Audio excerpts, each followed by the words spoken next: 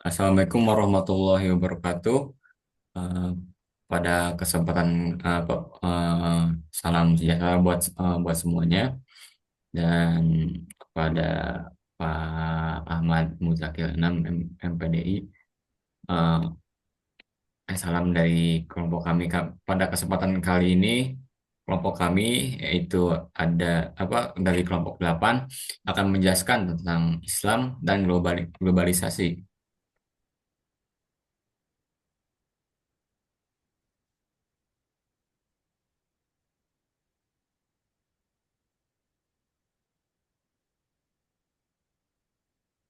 Pengertiannya adalah ada Islam secara etimologi artinya salima atau selamat, damai atau sentosa, atau aslama yang berarti berserah diri.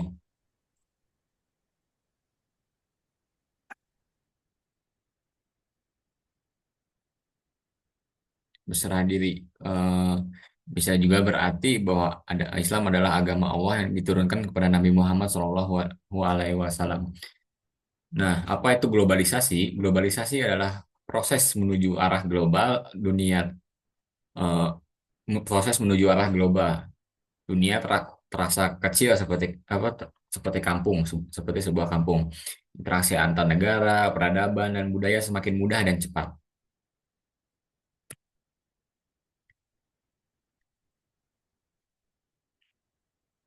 Nah, karakteristik Islam adalah yang pertama menjanjikan keselamatan dunia dan akhirat serta penyerahan diri kepada Allah Subhanahu wa taala. Yang kedua ada penyelamatan yang dinilai sempurna dan dapat diterima secara logika maupun sentimental serta komprehensif. Agama yang secara lengkap dan spesifik mencakup dan memberi panduan segala sesuatu untuk keselamatan manusia serta mencakup seluruh alam semesta. Nah, eksistensi di Islam di era globalisasi ialah kehadiran globalisasi mempengaruhi berbagai bidang penting umat manusia, mulai dari politik, ekonomi, kebudayaan, dan agama.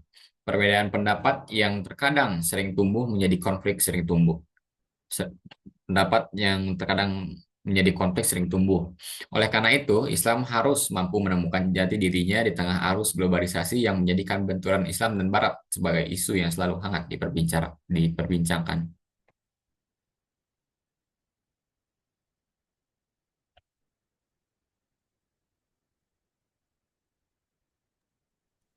Selanjutnya ada tantangan dan kekhawatiran. Globalisasi sering memunculkan berbagai tantangan dan kekhawatiran untuk umat Islam.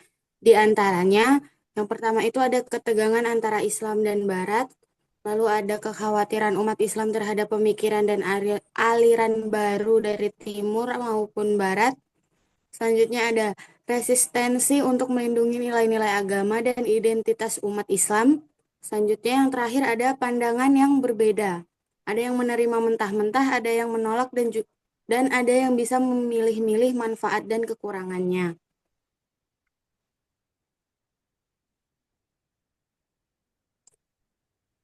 Menyikap sebagai umat Islam, kita sebaiknya menyikapi globalisasi sebagai berikut. Yang pertama, tidak terjebak dalam kecenderungan menerima atau menolak secara mutlak. Selanjutnya ada posisi Islam harus seimbang dalam merespon arus globalisasi dan mempertahankan nilai-nilai luhur Islam sambil beradaptasi dengan perubahan.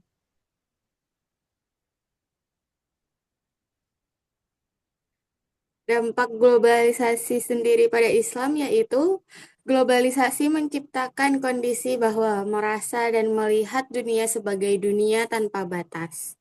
Kondisi di mana masyarakat dari negara berbeda bisa terhubung, bekerja sama, dan saling memengaruhi meski tidak bertemu secara langsung.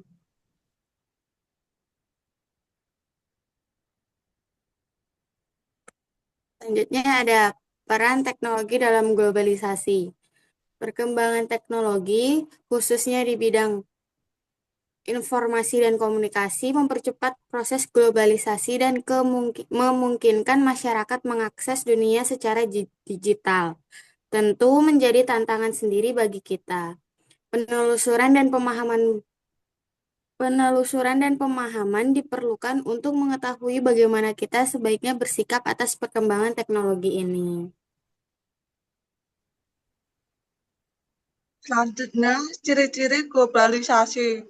Globalisasi memiliki beberapa ciri-ciri, di antaranya meningkatnya pertukaran informasi, barang, dan jasa, berkembangnya teknologi komunikasi, tumbuhnya kesadaran akan keterkaitan global, serta berdasarkan pada nilai-nilai kapitalisme dan liberal yang dianut di Barat.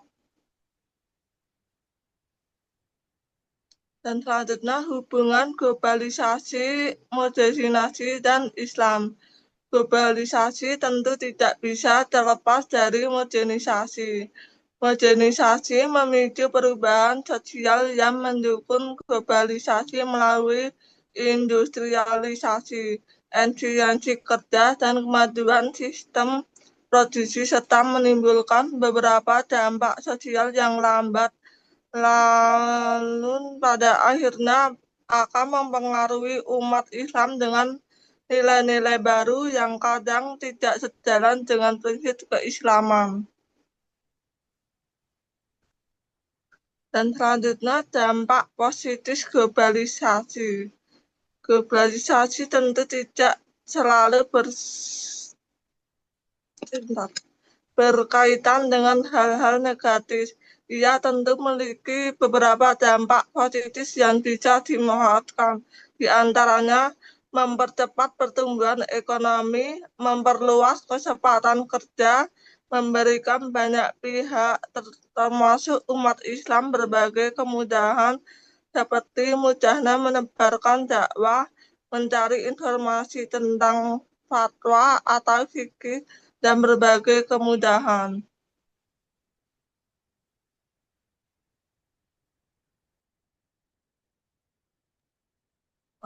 Selanjutnya kesimpulan, globalisasi menimbulkan tantangan baru bagi umat Islam karena nilai-nilai kapitalisme dan liberal yang dibawa dari Barat banyak bertentangan dengan apa yang umat Islam miliki. Umat Islam harus bisa beradaptasi dan menggunakan globalisasi sebagai sarana dan kemudahan untuk beragama bila disikapi dengan realistis dan bijak. Mungkin sekian dari kelompok kami. Wabillahi taufiq wal hidayah. Wassalamualaikum warahmatullahi wabarakatuh.